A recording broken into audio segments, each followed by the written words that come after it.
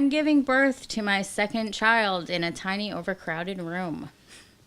The doctors are fighting with the nurses about whether I'm ready to push or not, and who's really in charge here. Just as I begin to lose faith in the whole hospital staff, I hear the doctor yell, "Oh shit, nurse, get the cart, it's time." And there he is on my chest, my little Kyle. I look down at his precious face and play with his severely misshapen little toes.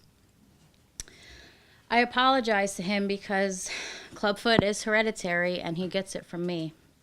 I know how difficult the first 5 years of his life will be because of this deformity. There will be delays, like his first steps. For this, I carry guilt.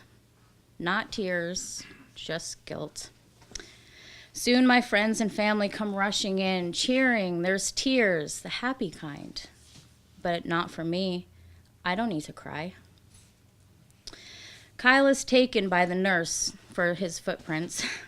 She complains that his feet are too deformed to get the prints, while in the same breath talking about the infant next door with a gorgeous velvet-like skin. What does that even mean? Velvet-like skin. Give me my child. Then I realize my father's not here.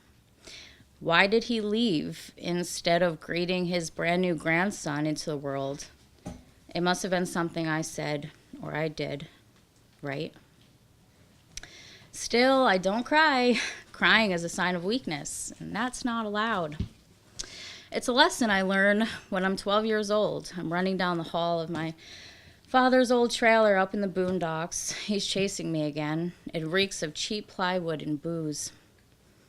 I run into my room. I can't seem to lock the door in time. He's swaying in the doorway, beer in hand. Why are you crying? He's growling with eyes so dark it's like looking into death. I don't know. But I haven't answered him fast enough.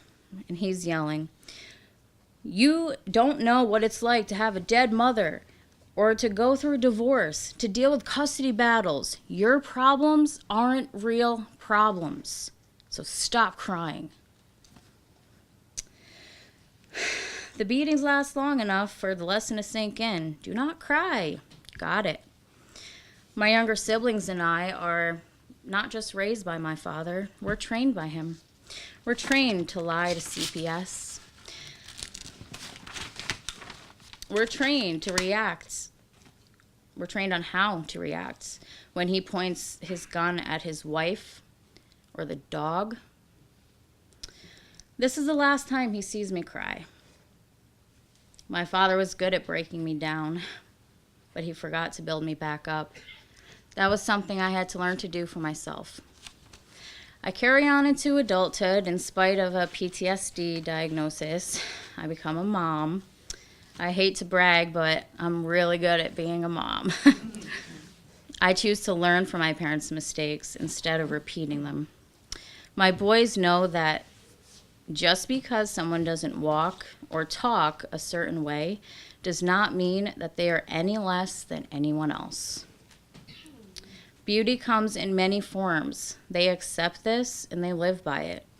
Every day I see them change the way others see the world, and that makes me proud. I like to think that their good nature has a good deal to do with me. But after giving birth for the second time, I lose that robot-like ability to control my emotions.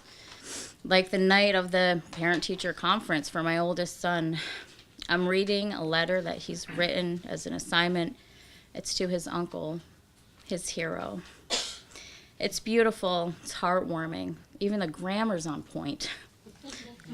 I'm so proud of him. I start to cry, and I cry, and I cry, and I cry. I can't stop.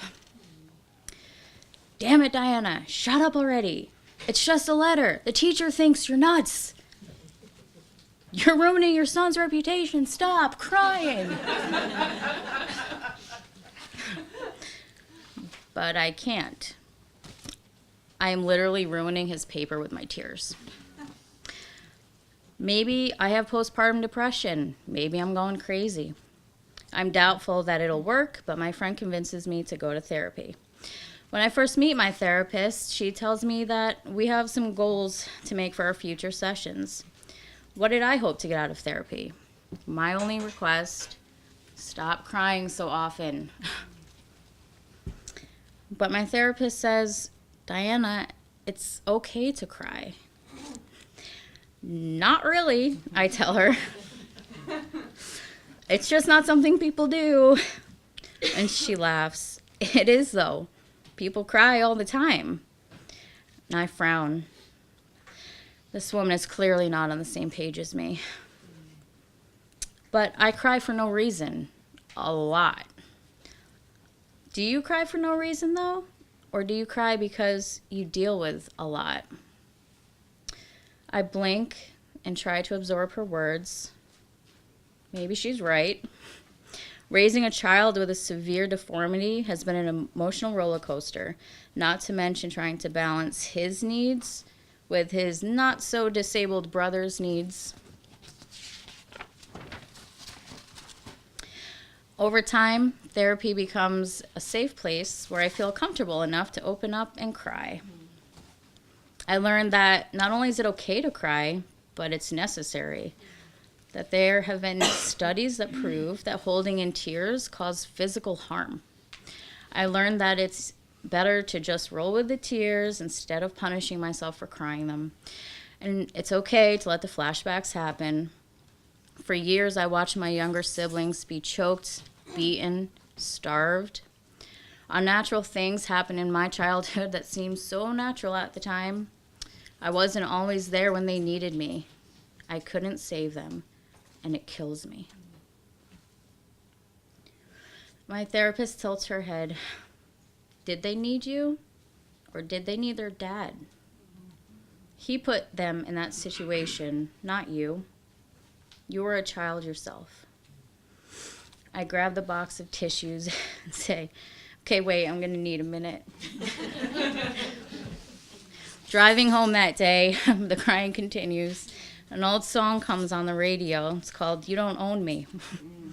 I find myself singing along. You don't own me. Don't try and change me in any way. You don't own me. Don't tie me down, 'cause I'd never stay. I'm wiping the tears. I'm flipping the bird. Fuck you, Dad. You don't own me. The rest of the drive, I'm crying. I'm giving the finger to my father as if he can see it. Other drivers on the road look concerned. But for the first time in my entire life, I don't care. I will cry when I want to cry, on my terms, no one else's.